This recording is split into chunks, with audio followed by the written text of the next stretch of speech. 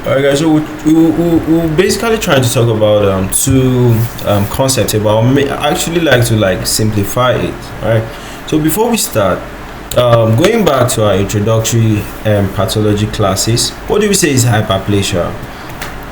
Hyperplasia is like what? Number of cells is actually increasing. Do you understand?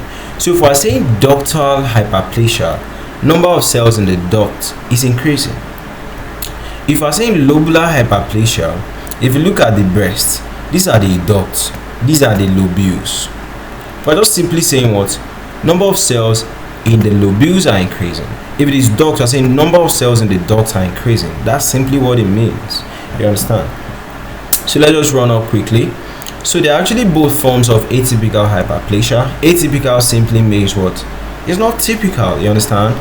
The number of cells are actually increasing abnormally. Okay, so this involves what? Abnormal cell growth in the breast tissues.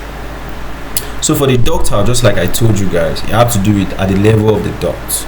Okay, so that the location actually affect the milk ducts, which are channels that what milk travels to the nipple. So what will be the symptoms? There will be like a backlog of milk, because what? Cells are increasing and blocking the flow path for milk. Understand? So characteristics so that cells in the ducts become disorganized and overgrown, incremental cells forming multiple layers instead of the usual orderly arrangement that we have. So for the risk, we say that it's not a cancer, but it's a marker of what? Increased cancer risk, because what? There's a backlog of milk.